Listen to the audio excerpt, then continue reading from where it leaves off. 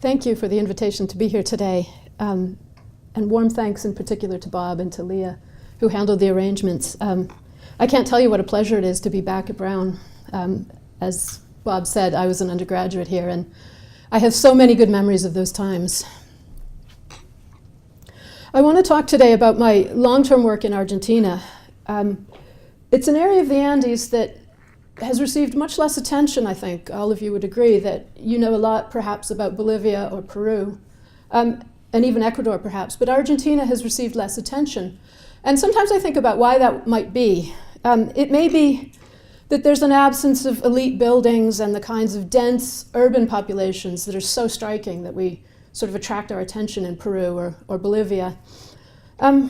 And that might be true, but I think that for those very reasons I was attracted to this area as a chance to explore the workings of a society that I'm going to argue today was organized in a way very different from our own society. So it gives us a chance to look at something different. And as Bob said in his very kind introduction, so here we are, just to give you a sense of where I'm working. It's the northern Calchaquí Valley here in the very border of Argentina and Chile and Bolivia. Very beautiful area, as you will see. And the work I present here will be published later this year in a volume edited by Justin Jennings and Edward Swenson.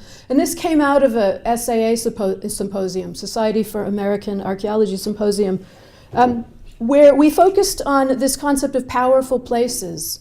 And it was interesting to attend the symposium and hear papers, because almost everyone who contributed to the volume talked about powerful places as, you know, hierarchical places, places that were given great reverence, great authority, great power in people's lives, things like ancestral burials, or perhaps an imposing mountain peak, or even a monumental structure, a waka. We're all very familiar with a waka is simply a sacred thing, often a building or a monument.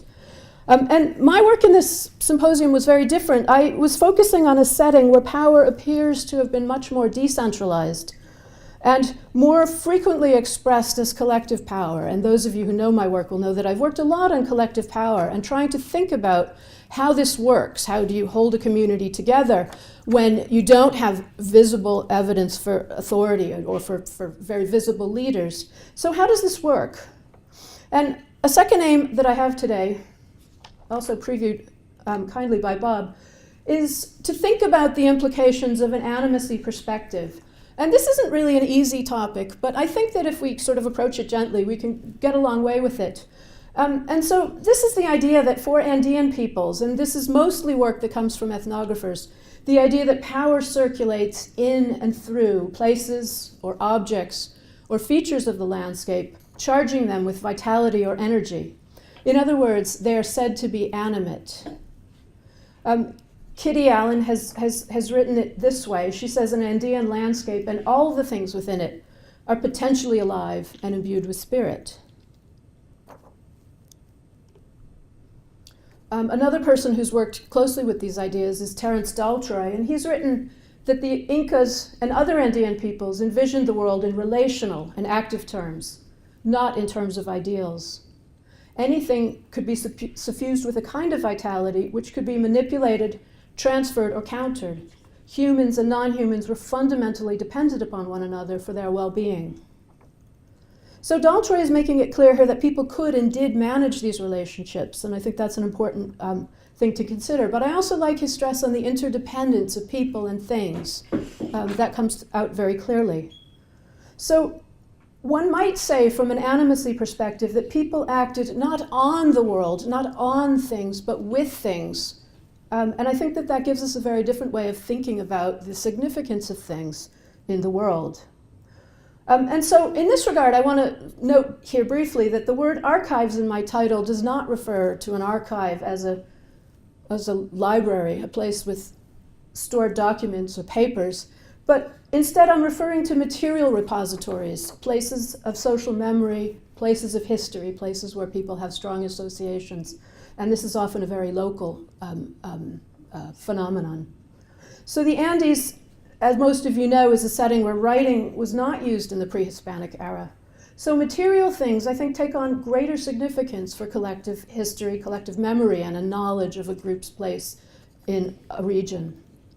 So Daltrey is speaking here about the Incas, and his work on the Incas is, I think, very interesting. But he has the benefit of being able to work not only with ethnographic evidence, but he's also got all of the ethnohistory, the documents that were left by the Spaniards, and that's all very useful information. So my first question is, how useful would these ideas be for archaeologists working in earlier periods? Or, more challengingly, what might the archaeological evidence for a life force or an energetic flow look like? Or, are these questions too difficult for archaeologists? My answer is going to be that if people experience a life force inherent in an object or place, it will affect the way that they interact with that object or that place. So what we are calling non-human actors, it's not an elegant term, but textiles, animals, pots, boulders, mountain peaks, houses, become much more important to our interpretations of human social relations. And additionally, I think the positioning of people in relation to these material things around them becomes crucial for understanding the past. So archaeologists, and I think a lot of theorists, have referred to this sort of this body of thinking as relational logic, a person's relationship to the pathways they walk every day, or to a cooking hearth or a house, may be more important for understanding that person than aspects of their individual identity. So that reference to other things makes them who they are as much as any sort of intrinsic qualities of the person. Last week, I was very lucky to attend a talk by the ethnographer Catherine Allen, she goes by Kitty, at Dumbarton Oaks, and I have studied and read her work for years. And she was talking to archaeologists about precisely these ideas. And so the first question when she finished was, how do archaeologists do archaeology with animism in mind? This seems like a challenge. We know this to be the case, but how can we do archaeology? She suggested we should engage with those patterns that don't make sense to us to arrive at new interpretations. And I like that idea, and I'm going to return to that because I think it's a very rich kind of way to begin to approach these things. So it's kind of a truism that archaeologists have a keen interest in context and association. But I think that animacy perspectives will even heighten our sensitivity to these relationships, and we can pay even more attention to the way these things might give us information. So let me give two brief examples. My first example is something that you would see in many parts of the Andes, the north or the south, and this is just that burying an ancestor produces a powerful place. Living relatives owe loyalty, an ongoing sense of loyalty, offerings of food and drink, and reverence. And the tomb or the burial will tie that group to the place over generations. So that's a place having a really strong effect on a people and their sense of who they are, and even the ways that they behave. A second example, among early inhabitants of northwest Argentina, such as I'm going to talk about today, the burning of a house of a deceased individual was said to prevent the return of malignant forces. So we have found in some of the houses that we've excavated a burnt layer. It doesn't mean that we know what that burnt layer was, but it's an interesting idea that the house contains the essence of someone, and there's a sense of a renewal that has to take place after that person dies. So for ethnographers, Catherine Allen and Bill Siller, my colleague at UCL, the house is a metonym for all of the activities that are involved in making and living in it. And Andeans see this as a literal relationship. So a house is a living entity that requires care and feeding. The house is also a self-contained cosmos.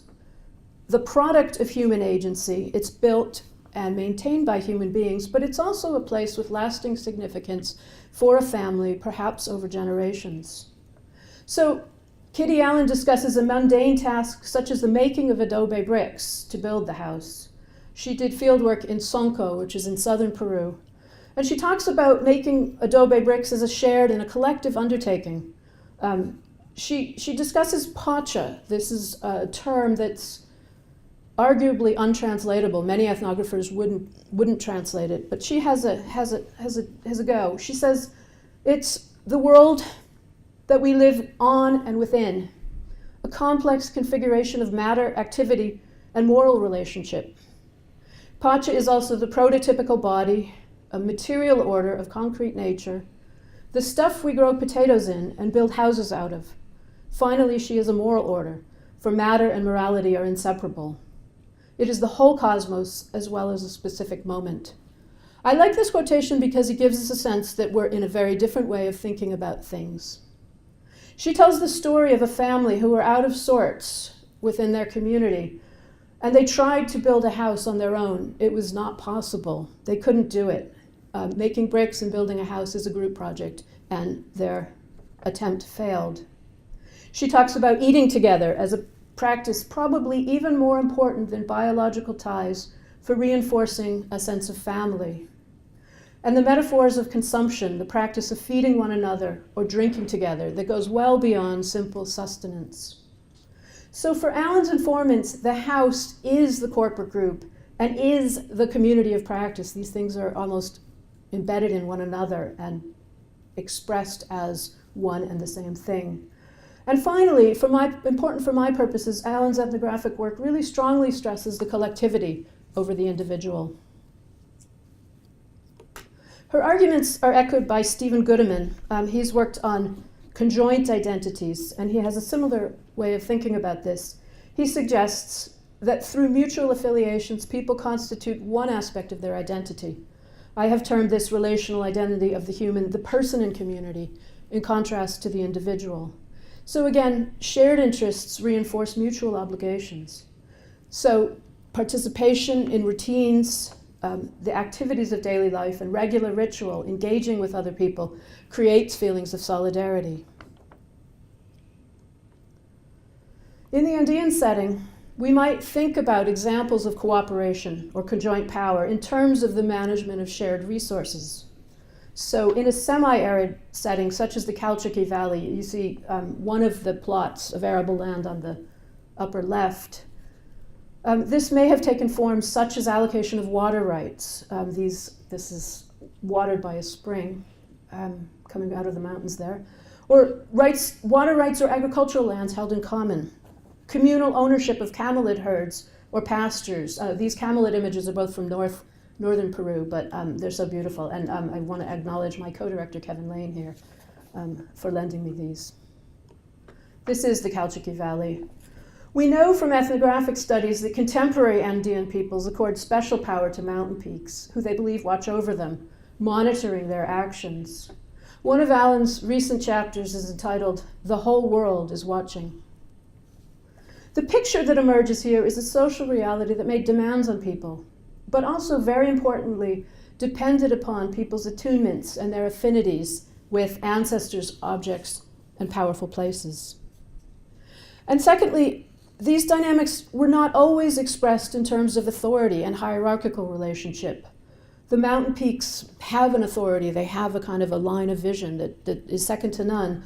But frequently, elsewhere, we see collective forms of activity and or obligations of mutual aid. And these are the things that I'm interested in today. Andean people regularly renew their ties to places of origin where offerings are made, libations poured out on behalf of local deities. So I'm arguing, therefore, that in these settings, we can think about power as people's ability to successfully manipulate and to sustain relationships in the interests of this communal social order. So one more concept before I get to my case study. I want to talk about heterarchy, and this is something I've worked on for quite a long time. It's not an easy concept, but we're talking here about something that looks a lot more like a network than levels of authority. So if we think about the court system in our country, or if we think about government, we all know that there's levels of authority and everything's organized in a vertical way. Here we're talking about something more like a Facebook network, where there's no center. You might think that you're at the center of your Facebook network. But the idea here is that you have lateral relationships. You have links with other people. Those links are informal. They're very flexible. They're very fluid and changeable. And so they can respond rapidly to challenges or to problems. We all know that the institutions of bureaucracy in states and other kinds of vertical authority change very slowly, but they can be very efficient for processing information. So I'm thinking about a social order that's organized along a variety of dimensions that might not be familiar to us, so that gender or kin group, age or task group or social role might be very important dimensions of identity. Or it might be an order where power is dispersed throughout the social group, so there's no single individual who can take over and dominate social interaction. So it's a much more fluid kind of way of interacting. And I thought I would throw in a modern example because I think that the work of David Stark, who's from Columbia University, working on economic sociology, so looking at heterarchy in modern businesses, he talks about, contrast a modern .com startup firm with a traditional company. We could imagine an automobile manufacturer from the last century. The .com working environment may be an open plan office with hot desks and encouragement for people to interact informally, talking over the water cooler, and allowing new ideas to emerge from unstructured conversation so that people mix, they talk to one another, and that's the whole point because they have new ideas. That's a heterarchy. The traditional factory follows a hierarchical structure. We can all think about this, where you have the departments, they're very clearly designated, and the flow, the work pattern starts with a preordained design, and there's no deviation from that as the product is produced, so that people follow in much more regimented routines, and the idea of departing from those is much more discouraged. So I'm indebted to David Stark for this example, which I hope gives you a sense of the kinds of structures and interactions that I want to think about in the case study that I'll look at. And just to say, these ideas about structure are important. I think that we all want to describe what we're looking at, but I'm interested in taking the idea of hierarchy, which has been worked on very effectively by a number of people, especially Carol Crumley. But I want to take those ideas and think more about the dynamics of hierarchy. So how does a hierarchy actually work? And what is the role of material things in the kinds of relationships that we're talking about here? So beyond describing structure, I want to talk about dynamics, and that's really my goal today. So what I'll do next is I'll take these two very rich concepts, animacy and heterarchy, and I'll explore their relevance to the past people of the Calchaquí Valley.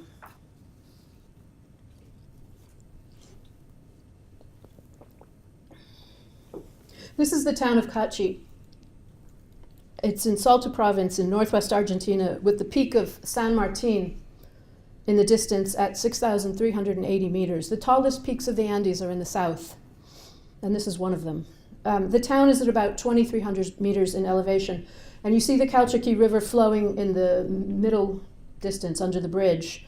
The Calchaquí Valley is 200 kilometers long and only 10 kilometers wide, so it's one of the long eastern longitudinal valleys that connects the high Altiplano in Bolivia with the lower Pampas in Argentina. This is the church on the main plaza and the archaeological museum on the right side of the plaza. And the archaeological museum was a place where we spent many happy hours. The archaeological site that I'm talking about today is known as Borgata, and you can see it just around the corner there. It lies in a region called Cachi Adentro, behind Cachi, a few miles west of the modern town. This is a fertile region in a semi-arid landscape. Water is critical for agriculture.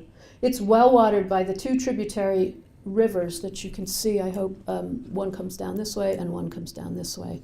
And it makes all the difference between green and desert. They're both fed by glacial melt and they're permanent streams. The regional developments period in Argentina lasted from about AD 950 to 1410 or so, and this was a time of expanding populations with the emergence of larger towns like Borgata and more intensive farming.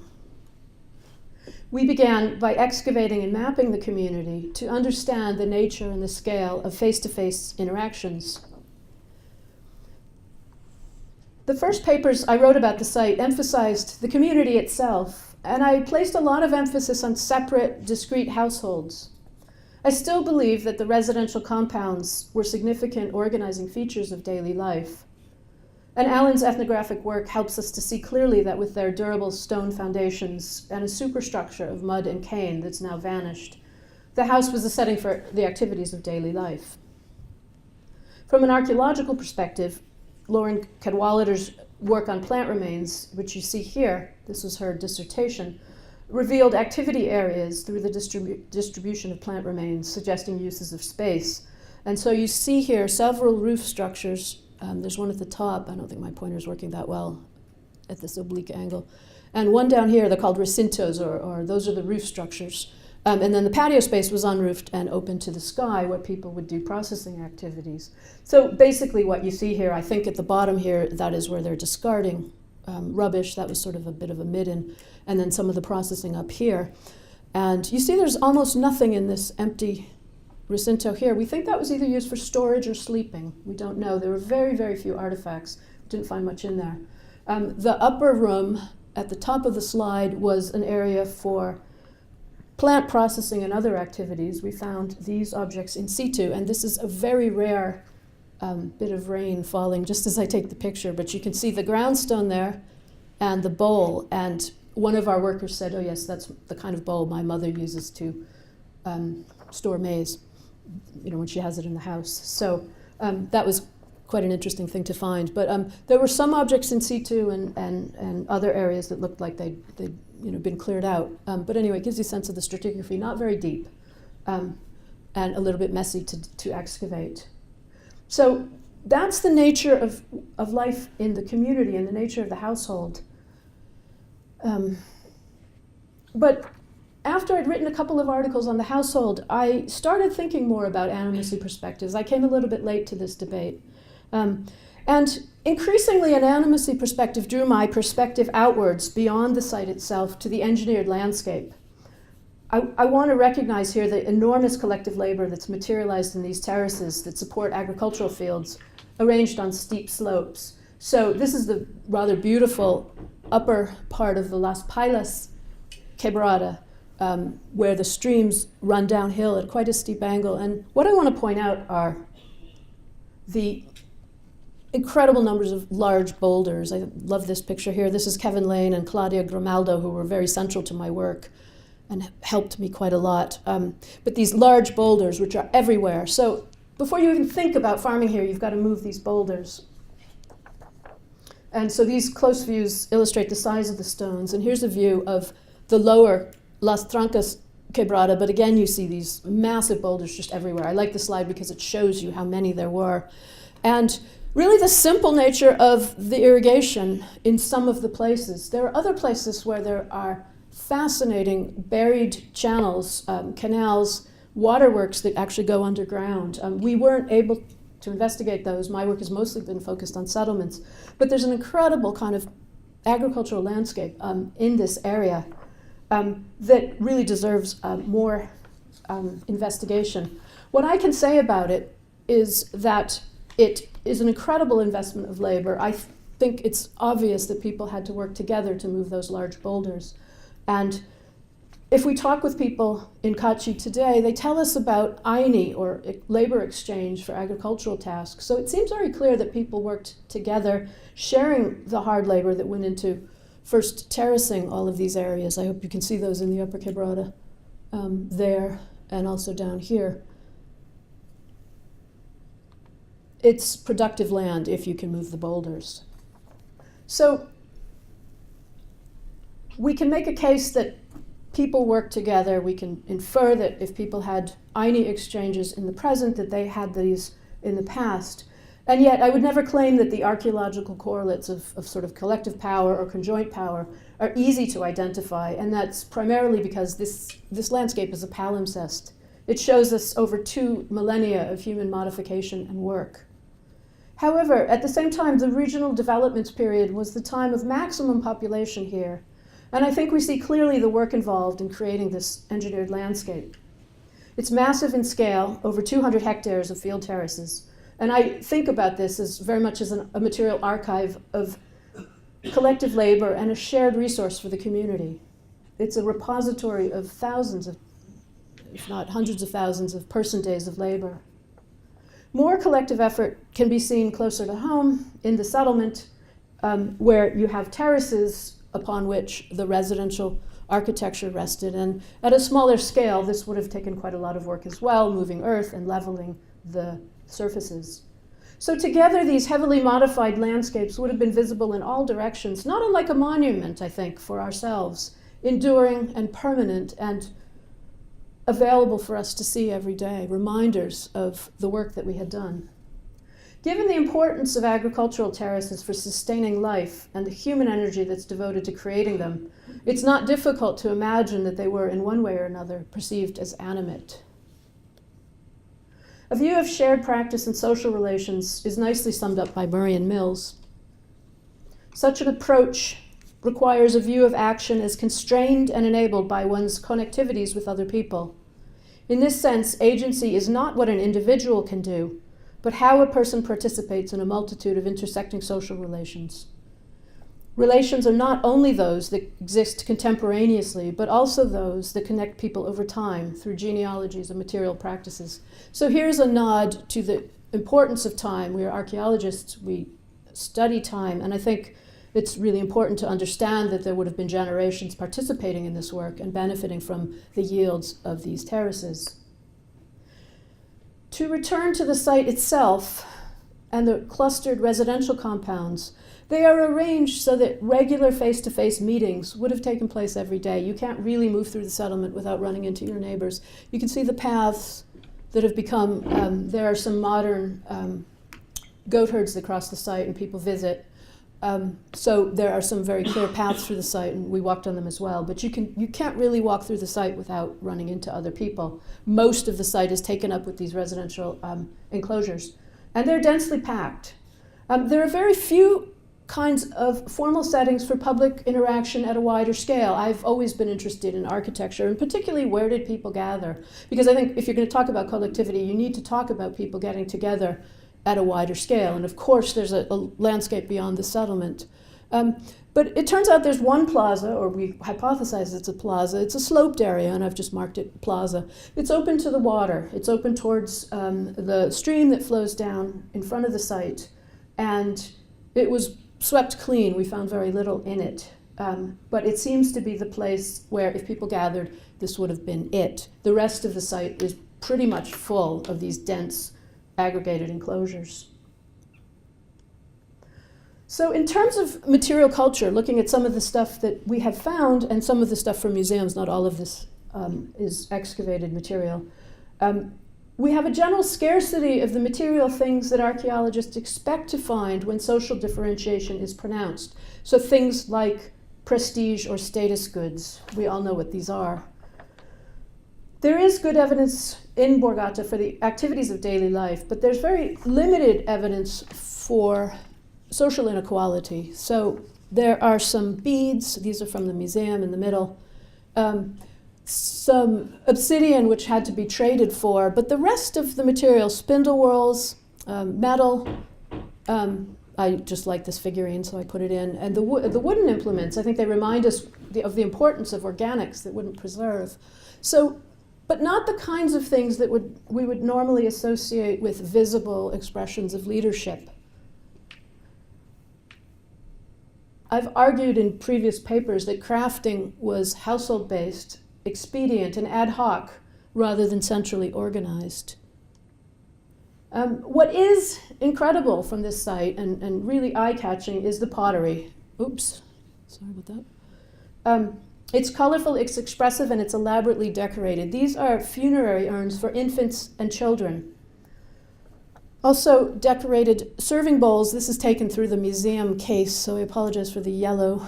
But I hope you can see different size bowls for drinking with animals. This is a little animal here, another animal here, with the lip for drinking, and different sizes that might suggest individual and shared feasting or drinking together.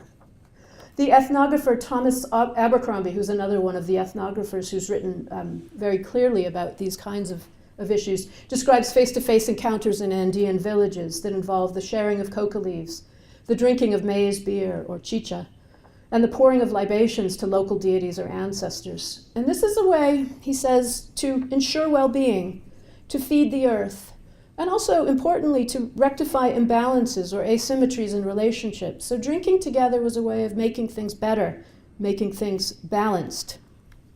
And we have bronze bells. These are rare finds and poorly understood, and I really put them in because they're interesting to see. We don't know anything about them. We haven't found much evidence for metalworking. But their presence hints to me at something to do with music as part of a community's shared rituals, and so I wanted to at least show you what they look like. Back to ceramics. These were made locally, and the forms, the pastes, and the decorative motifs are highly idiosyncratic. So each vessel is unique. Both urn forms and decorative motifs prove very difficult for us to classify. I thought for ages I was a terrible archaeologist because I couldn't classify the pottery. The decorative treatments include modeled or painted animals, including serpents, birds, and camelids, as well as spirals, dots, and thick lines with many variations. I hope you can see the faces on these, the modeled eyebrows and eyes here, and then there's a face painted on that one, which is a little bit harder to see, and then the spirals and the serpents. I have written in the past about this florid and idiosyncratic assemblage of pottery as evidence of expedient crafting in a heterarchy. So people made these in their households. And I've interpreted this rich variation as the work of individual artisans who were making and exchanging these vessels as gifts, or perhaps as offerings to forge new social connections, or to reinforce existing social ties. In my view, these are not ceramics decorated to show conformity with a tradition or an established style. Instead, each vessel was intended to stand out as a unique item, reflecting the energy or the vitality and creativity of its maker. Over 20 years ago, ethnohistorian Frank Salomon described Andean kinship as a seamless web, linking ancestors with living members of lineages, genealogies, and their places of origin, and beyond that to elements of cosmology.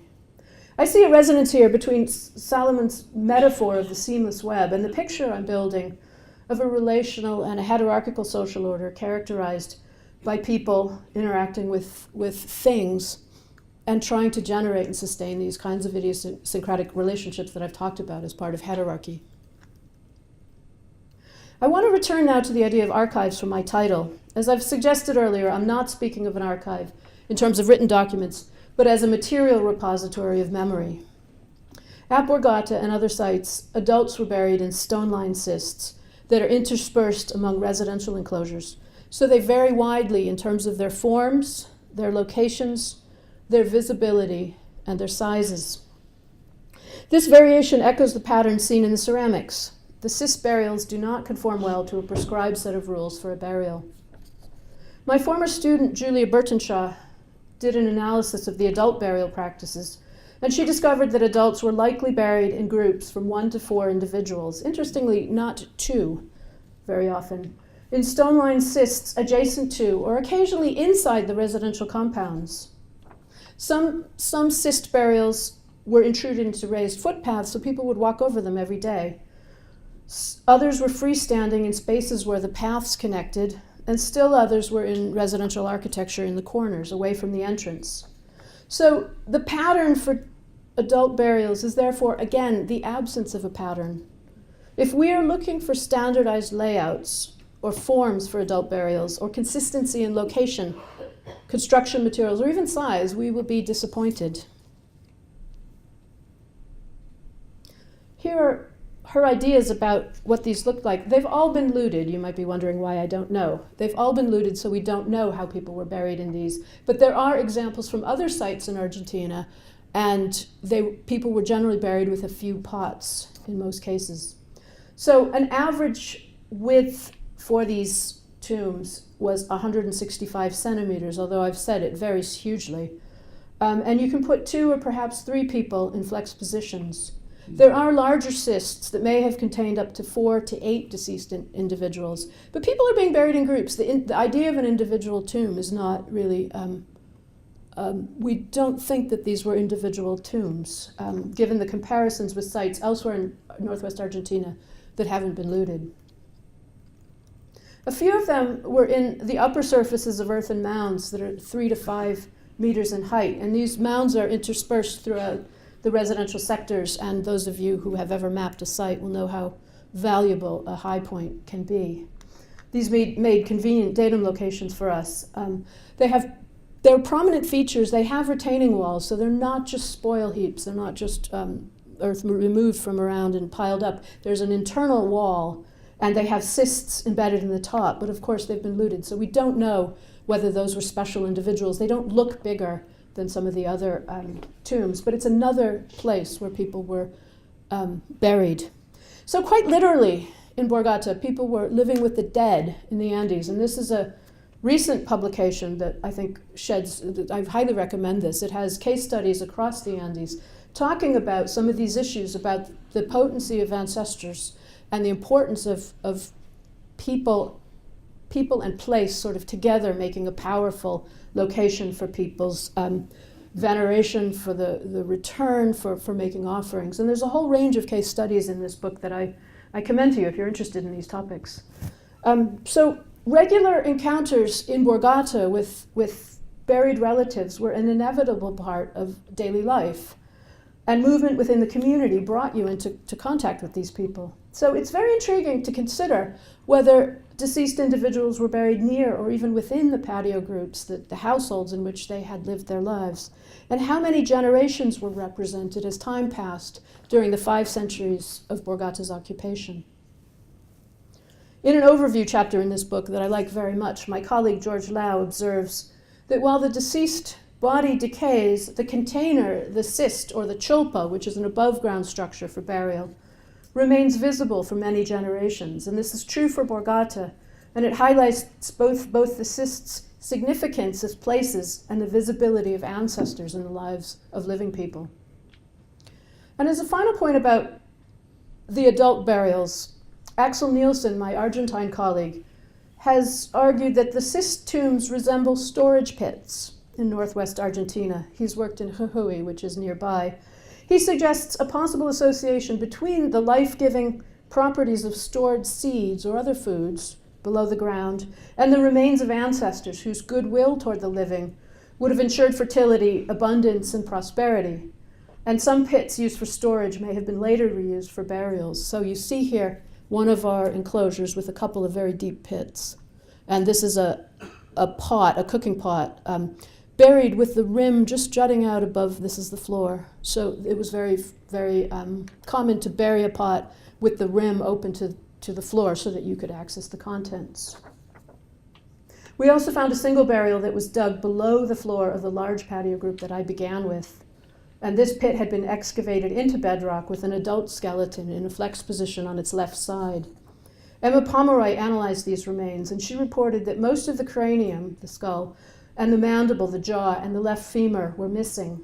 So these skeletal remains were partially disarticulated, and the individual who was buried in the sealed subfloor deposit had probably died long before he had been buried, perhaps in anticipation of the new construction. Ed Swenson has suggested the possibility of feeding a structure by burying the remains before construction, or we might see this as an inaugural deposit, perhaps an offering to the earth before the floors were laid. In preparation for talking about a final category of evidence, I want to briefly mention the significance of work on bundles and archives. I think this is really useful work for people who are thinking about animacy and trying to unravel some of the significance of the things that we find. Creating an archive in our own society, according to Jeffrey Bowker's interesting 2010 book, involves selecting those things that we believe at the time to be worthy of keeping and curating. Think about an archive. What should we save and what can we discard? Archaeologists have also recently debated the significance of bundles, and I really like Zedeño's work here. She's worked in North American sites, and these concepts are obviously ones that we need to adapt to the place that we're working. But she writes that bundles are far more than collections of objects. They are regarded in principle and in fact as powerful persons, each with its own life history, personality, and position in society. Similarly, Wendy Field Murray and Barbara Mills have examined caches and practices of intentional deposition in the American Southwest, Chaco Canyon, and other places. And they talk about archives that underpin social relations, linking people with meaningful locations and with powerful and sometimes animate objects or substances that are assembled for deposition and then remembrance. So they're talking about the intentional act of bringing objects together and then placing them in the ground, probably in an act that would have been memorable for the people who attended. So Mills says there are logics to where things are discarded, just as there are to the associations of things. So we're getting back to this relational logic that I talked about at the beginning. The way things come together and the way they're placed together may give us quite a lot of information about their value or their social significance. And this goes beyond intrinsic properties of those objects, what they consist of. The locations of archives in Borgata are under house floors, within patios, or in earthen mounds, or even in the landscape. And this gives us some sense of the scale of the group who would have watched the deposition. You can't have a large group enter a patio. That would have been more of probably a smaller scale affair. So thinking about an archive also evokes ideas about what people chose to preserve and what they wanted to remember. So the container is as important or the context is just as important as what's placed in these archives. So an archive might imbue a place with power or vital energy, and it might establish it as a location for ancestor veneration, or as a sacred place or a ritual location. So I'm going to turn to a final category of evidence, and I'm going to focus on archives because I think that concept fits better with what I'm going to talk about. And I want to talk about infant and child burials in Borgata. We've discovered that infants and children, so children up to about 5 years old, were buried under the floors of roofed enclosures, less frequently in the open patios, usually in the corner that was farthest from the entrance. So this is a drawing of two patio groups. You can see here this group and that group. And we found quite a number of vessels with infants and children in them, but not all vessels had infants or children in them. Usually these were buried in the corner farthest from the entrance, and many compounds were modified or reworked over time, so floors were relaid. You can see here there's a lot of reworking of the entrance here. So think about Borgata being occupied over 5 centuries, and these changes probably to adapt to different family sizes and changing the changing nature of a family over time. But this principle of living with or near the dead endured through all of this time. So we have 2 residential compounds showing a variety of infant and child burials. And if you want to know what these look like, here are 2 infant burials in decorated urns, seen here in the process of excavation. And what you can notice is that the one on your right is open to the floor. So you see the floor level where the arrow is, and so that was accessible. It has a bowl covering the broken urn. And so here we're excavating it. And here's what they look like when they're cleaned up. Both of them have frogs on them. This might be a reference to frogs and water and fertility. And the urn on the left also has a flightless bird. We called it the suri, or the rhea, on its upper panel there. And this one has a face. Those are the teeth. Several other infants or children were placed in heavily sooted cooking pots, like this one you see here coming out from under the floor. In one case, an oya contained the remains of 2 children, one aged 18 to 24 months and the other 4 to 5 years old in the same vessel. Here's Lauren Cadwallader excavating that. So roughly 50% of infant burials in pots were placed in the ground with the rim extending open to the floor so that people living members of the household could reach in, add things, perhaps offerings, food for the deceased infant, or perhaps to take things out. All of them had incomplete skeletal remains so that it was clear that the complete infant was not left in the vessel. Most of them also contained fragments of animal bone, most too small to identify, fragments of mica, organic material, obsidian, a white crystalline substance that we haven't identified yet, and pebbles. So different kinds of offerings, but not necessarily things that would be highly modified or that we would recognize as offerings. At least one of the oyas, or oya's a cooking pot, was intentionally sealed and placed in a pit entirely below the floor, so you couldn't access it.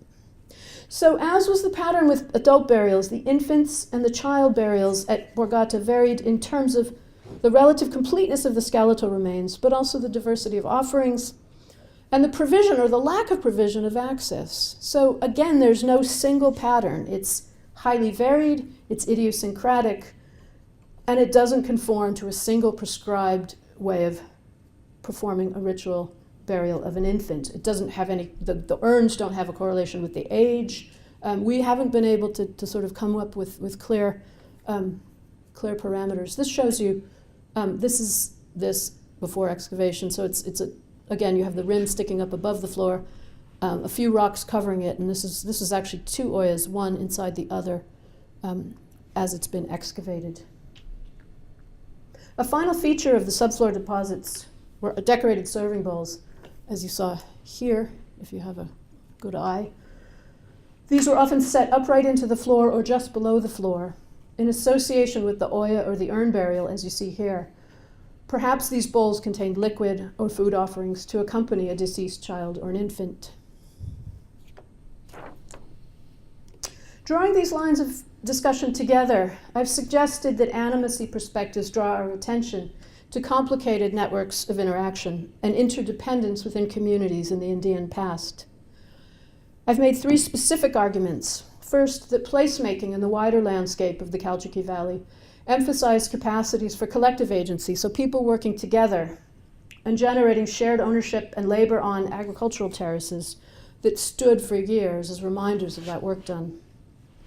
Second, I've argued that a spatial order emphasized coexistence rather than inequality, and it was sustained by a settlement layout that ensured regular encounters of the living with the dead in Borgata.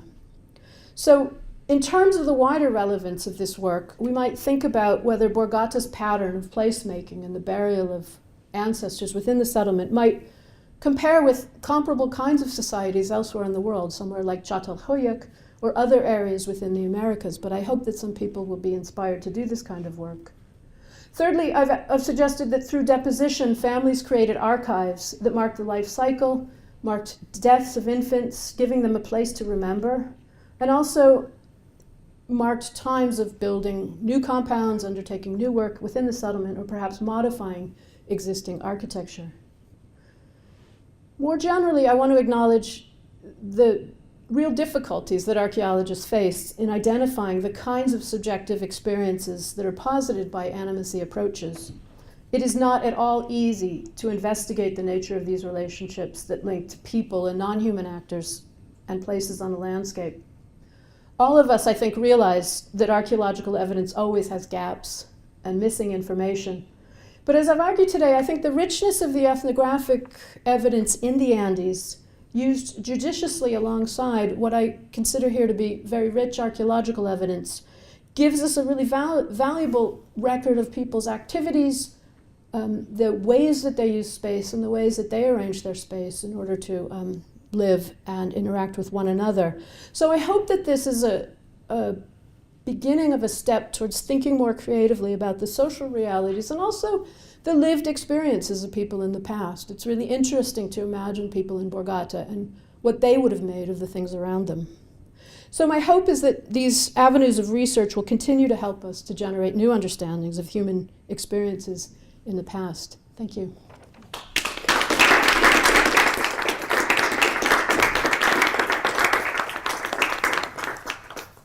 Thank you, Liz. Will you take a few questions?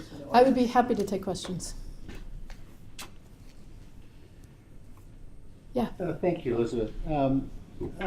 About 6 years ago, my wife Ginger and I were living in Argentina. We visited the Valle of Calchaquí a number of times. The extensive ruins at Quilmes had been closed late in our time there because of dissatisfaction with the reputed descendants of the Quilmes people. They were not satisfied with the recognition that they were giving and restricted access to their sites. Did you encounter any such talkback from people who claimed descendancy from the people at Borgata? No, not at the time, but yes, now there's no work being done in this area, and there's a reconsideration. When I was working, people were very happy and interested, and we presented in the schools. We talked to the kids. There was a lot of interest and a lot of support of what we were doing.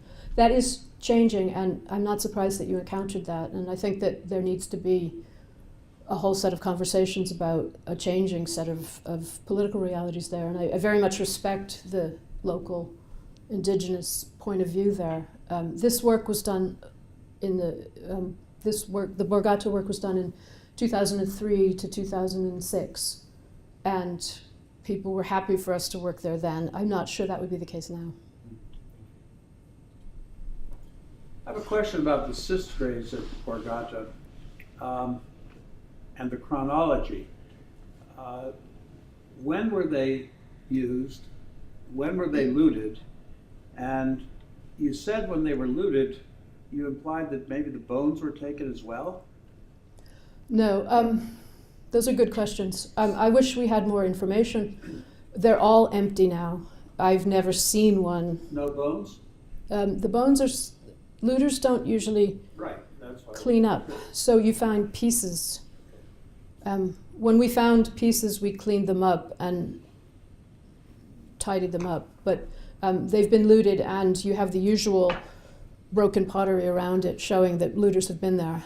But it's a problem in these sites because the urns are really spectacular and people want to find them.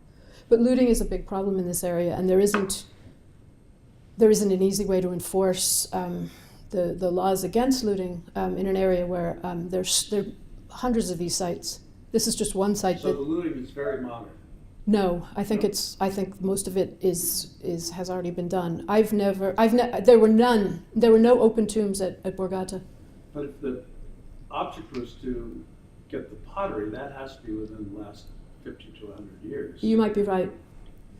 I never thought about the timing. I think that the art market would have developed in the last 50 to 100 years, so that's a pretty logical way of thinking about it.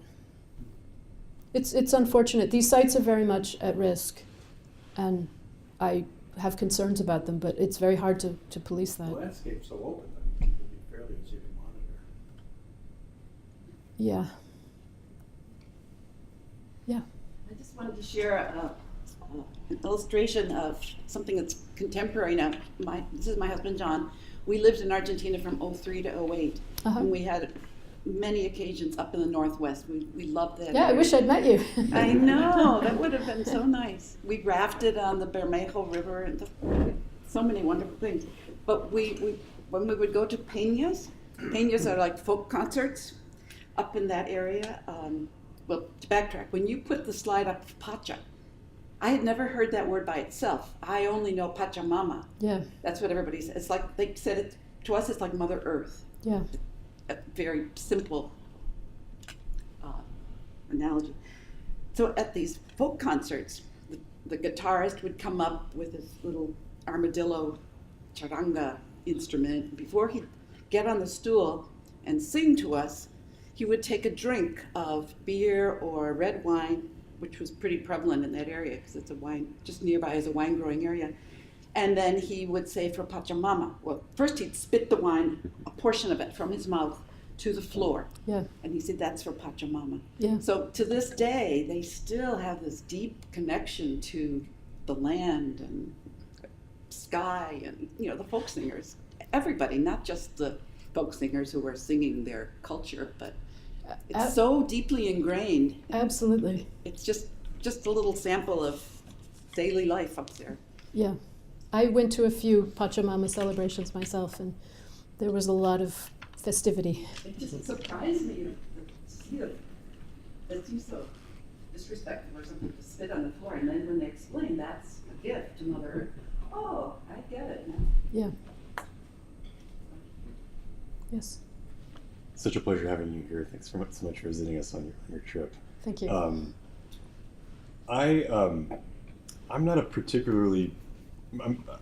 I'd say I'm a skeptic about the term assemblage and the way that it's being used by some archaeological theorists, including Ollie Harris, who was here a couple of months ago. But some of the things that you're describing as archives could also be described as parts, or either in and of themselves or as portions of assemblages. Yeah. Why not? Why don't I use that word? Yeah, or do you find the Deleuzian assemblage as a useful device for thinking about any of these relationships? I think power is pervasive, and some of the theory that looks at assemblages doesn't, for me, engage with power relations. It's got to be embedded in a series of relationships with people that, power is there, and a lot of these assemblage, a lot of assemblage theory for me puts power aside, and I can't work without thinking about power because I think it's pervasive. I mean, it's in everything. It's in every relationship.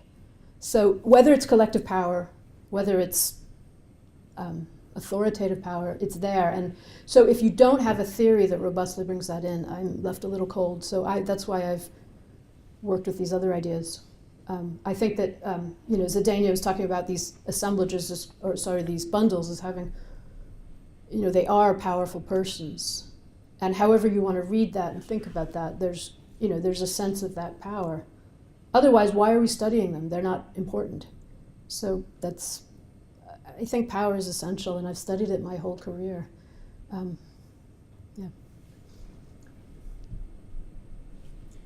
Liz, could you say a little bit more about your regional survey, the site variation that you find?